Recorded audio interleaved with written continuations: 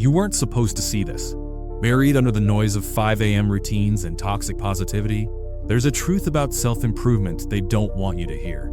It's broken. Not just flawed, but actively working against you. I've spent years trapped in the cycle, mistaking exhaustion for progress, until I realized the brutal truth.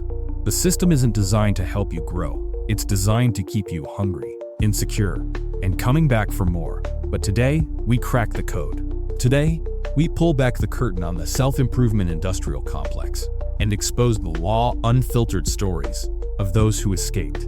Not with another hack, but by doing the one thing the system fears most: stopping. Imagine waking up one day and realizing every motivational quote you've ever saved was just a band-aid on a bullet wound.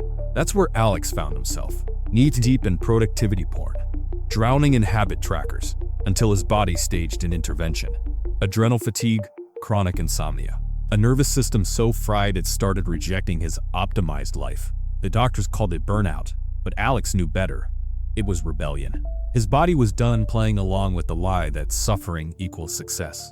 Then there's Mara, who built a life so picture-perfect it felt like a museum exhibit.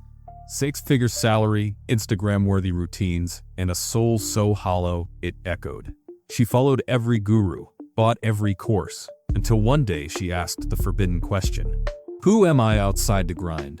The answer terrified her, because without the hustle, she didn't recognize herself. And then there's you. Maybe you're here because you're tired of feeling like a failed robot every time you skip a workout or eat carbs past noon. Maybe you're starting to suspect that all those life-changing habits were just distractions from the real work, the kind that happens in the quiet, in the shadows, where no one gives out gold stars. The turning point comes when you realize self-improvement has become the ultimate avoidance tactic. Every new habit, every optimized routine, they're just ways to outrun the parts of yourself you're afraid to face. What if the key isn't adding another ritual, but stripping them away?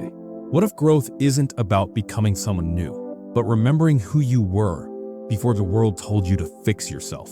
The real work begins when you stop chasing the next milestone and start interrogating the hunger behind the chase. Why does checking your phone feel easier than creating? What childhood script still whispers, "You're not enough," when you slow down? This isn't about abandoning growth. It's about growing roots so deep no storm of shame can uproot you. It's about trading the hamster wheel for solid ground. Here's your mission, should you choose to accept it. Delete one self-improvement app today. Not because it's evil, but because you're reclaiming your right to breathe. Spend 10 minutes doing absolutely nothing. Let the boredom scald you until you hear your own thoughts again. And ask yourself the question that cracks the system right open. Who would I be if I stopped performing growth? The static will try to drown you out. The algorithm will resist. But you're waking up. If this transmission hit a nerve, smash that like button. It helps others break free. Subscribe if you're ready for the next phase, building a life that doesn't require recovery from itself. This is your final warning. The system will reboot in 3, 2, and 1.